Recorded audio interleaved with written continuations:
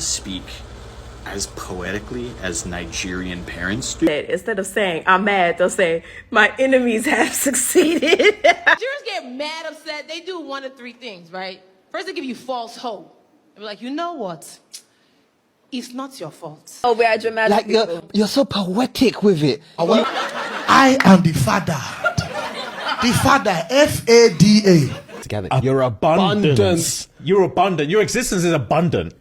Might what? This might just be a potty thought, but like, I want to speak as poetically as Nigerian parents do. Like, I don't know if this is just a me thing, but like, I know I'll never be able to achieve that, but a boy can dream. Nigerians speak so poetic when they're upset. Instead of saying, I'm mad, they'll say, my enemies have succeeded. My boyfriend is an Igbo man. Forgive me if I said that wrong, Nigerian. We were swimming at the beach one day and I wanted to swim farther out. And he said, I cannot die in another man's land. Sir, if you're not a strong swimmer, just say it.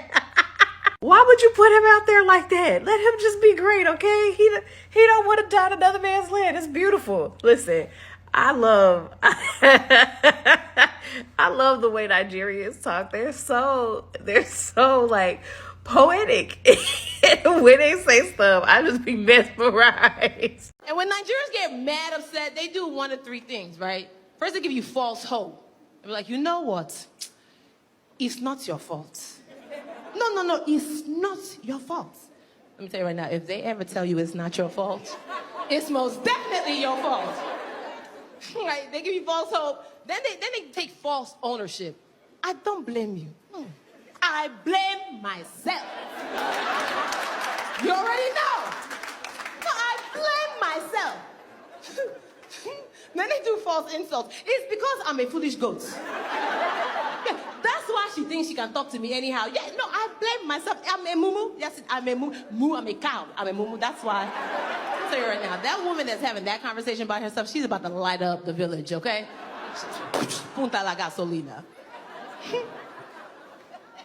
Nigerians are so dramatic. What? No, we are dramatic. Like you're so poetic with it. I wanted to get angry. Hey! I remember one time I was so stubborn. You was so still stubborn. I upset my dad so bad.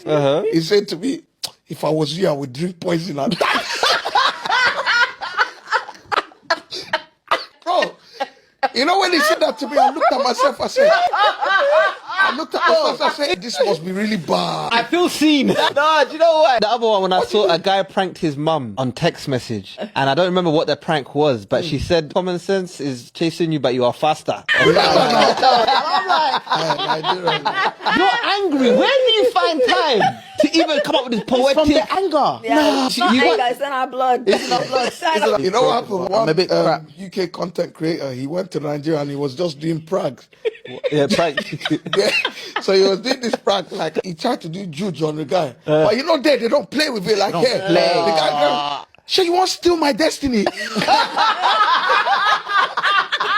Bro, they don't play that joke. Anything with juju. I'm sorry. You see here, we just have a laugh. They don't have a laugh. Sometimes when you listen to actual Nigerians, do their thing, bro, it sounds so funny. Like I like it. It shows you how like unauthentic you are, bro. Like you're not close. Now there's 3 stages when you disrespect an African parent. The first thing they do is they start laughing because they can't believe your bullshit. Okay, you want to die? Yes, you want to die. The second thing they do, right? My dad has to break down the disrespect because he can't believe it. So let me get this straight. I am the father. The father, F-A-D-A. The father. The father asked the son to go to the store and buy me a drink. The son replied to the father who created him and said I should get it myself. Ladies and gentlemen, that is all I remember. I woke up in hospital fucked up. I used to be light-skinned. This is a bruise. My name's Kojo Anning. Thank you.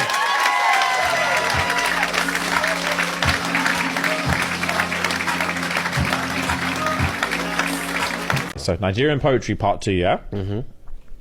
Instead of telling me I'm fat, My coworker once said, "Your abundance might suffocate the wrong man." I just put the pieces together. Your abundance. You're abundant. Your existence is abundant.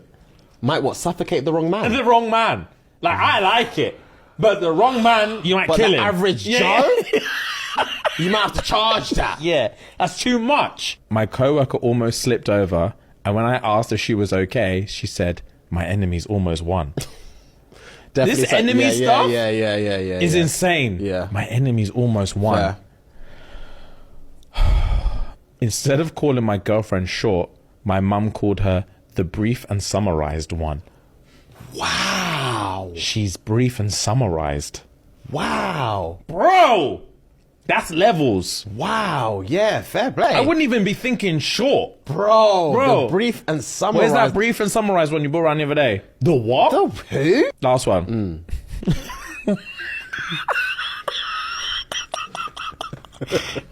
Last one. Everybody, I feel feverish. Nigerians, the devil is a liar.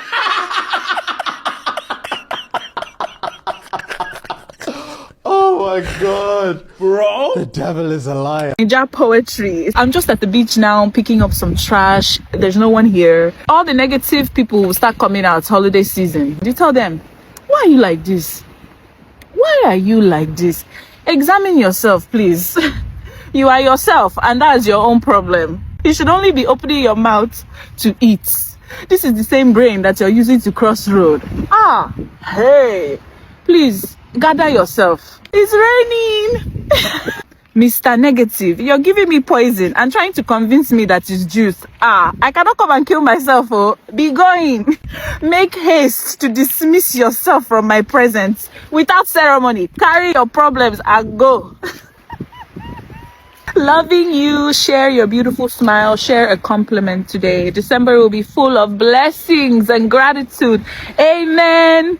As Nigerians, we speak very poetically, so I'm going to be sharing my top Nigerian phrases. And I'm going to be ranking them based on how effective they are. 10 being most effective, 1 being not effective. Number 1, you want to kill me before my time. If you're Nigerian, your mom has probably said this line thousands of times. Over the most trivial things as well. You didn't wash the dishes, she'll come and tell you want to kill her before her time. You came home late, you want to kill me before my time. She finds out you failed a subject, you want to kill me before my time. If this line was used on things that actually mattered, I would give it like an 8, but it has to be a 2. As a Nigerian child, when your mom says this, it just doesn't faze you because it's always over the dumbest shit. Next popular Nigerian phrase is clap for yourself, and on the effective score, I'm giving this an 8. Being told to clap for yourself is worse than being told I told you so. Because the situations in which this phrase is used will really humble you. A boy has gotten you pregnant, clap for yourself. Crashed your car, clap for yourself. There's just something about that phrase that makes you feel like a mumu. It's very humbling. Next, we have my spirit. If I could give this phrase a score lower than 0, I would. It holds absolutely no weight because it's just bullshit. You want to go to a party, you've asked your mom, she's telling you her spirit said you shouldn't go. You want to travel abroad for your birthday, her spirit said no. You want to buy something you really like, her spirit said no. Mama, is that spirit capable of saying yes to anything? Growing up Nigerian, that's her spirit will be your biggest off. You just learn it's them saying no and using God to scare you, so it's not as effective. Next, I'll send you back home. If your dad is bald, the effectiveness is a 9. But if your dad has hair, it's like a 4. If your dad is bald, I promise you, you're getting a first-class trip back to Nigeria if you piss that man off. But if your dad has hair, he might send you, he might not. That's for you to test the water. Last but not least, the most common Nigerian phrase you will hear is you shall see. Hey, the effectiveness of this is a 10 out of 10. If anybody in this life tells you you shall see, be very afraid because that person is preying on your downfall. Maybe you'll see today, maybe you'll see tomorrow, maybe you'll see next year, but that person will make sure you will see. When people are busy saying, oh, I wouldn't wish that on my worst enemy, that person is wishing that on you. Nigerians are extremely poetic and descriptive. It's how we say, then fence your ear, instead of saying, can't you hear me? Then fence your ear basically translates to mean, is your ear fence. So instead of telling you, can't you hear what I'm saying? We say, then fence your ear, or ear they pain you. Nigerians are extremely poetic. It's how they say, who say your yarn no go done, they no go put you for fire. Which basically means anyone that says you won't succeed, won't even start off to begin with. Person who say your yam no go done, they no go put you for fire, basically translates to mean the person who says your yam won't be well cooked, they won't even put his own on the fire in the first place. Nigerians are extremely poetic. It's how they say, show me love, or shake body, or anything for the boys, which, by the way, you can hear from a very elderly person, or make small thing reach me, instead of saying, give me money, or bless me. Oh, that's the one. It's the Christian style. Bless me. This is how we share our love around. If I say, show me love, and you start doing me like this, Can you bring your hand down? Nigerians are extremely poetic. It's how we say, you're sleeping on your bicycle, or stop sleeping on the bicycle. Instead of saying, you're not aware of what's happening. Let me keep you updated. You don't know. Nigerians are very poetic. It's how we say, water will boil egg, then they soften indomie, which basically translates to mean the same water that hardens an egg softens noodles. Basically meaning that same situation can happen to two different people and have two different outcomes. I like that one. Nigerians are extremely poetic. It's how we say, what's Musa no go see forget? Instead of saying, wonder shall never end, which we do still say anyways. But yeah, basically, what's Musa no go see forget means there's nothing my ear won't hear. We use it when we are surprised or when you're telling us a story that, it's surprising. Nigerians are very poetic. It's how we say, it's a small word, don't mean say you try go London. Which basically means that we say it's a small word doesn't mean you should attempt to start walking all the way to London, assuming that you're not living in London in the first place. Basically, we use that to say things aren't the way they seem, especially in descriptions. So that we throw words loosely doesn't mean you can try to attempt to do some things. Nigerians are very poetic. It's how we say, you want my enemies to win? Instead of saying, the advice you are giving me might not be the wisest one to take. Or the suggestion you're trying to make me follow may not be the best. People will laugh at me. That's self-explanatory anyways. Nigerians are very poetic. It's how we say, no bring that leg. Instead of saying, don't make that an excuse. Or don't come into this conversation with that talk. Don't bring that leg basically means don't bring that leg. But then we use it when someone is trying to make a debate using a line of argument. No bring that leg. Nigerians are very poetic. It's how we say, don't talk this thing from outside though. Instead of telling you, please, this thing you are saying is wrong. We just tell you, please don't say this thing outside. Basically trying to say, what you are saying, you have never been farther away from the truth. I like that one. I still like that one. And finally, Nigerians are very poetic. It's how we say, in the look face before he talk. Instead of saying, he knows who he can say that kind of nonsense to. In the look face before he talk directly translates to mean he looks at someone's face before he speaks to that person. Just to say, he knows his elders. He has looked at my face and he knows that I am older than him. He cannot try that with me. Yeah. Comment any other poetic Nigerian phrases you know. I've left out a lot. It's your turn to comment the ones that have impressed you the most.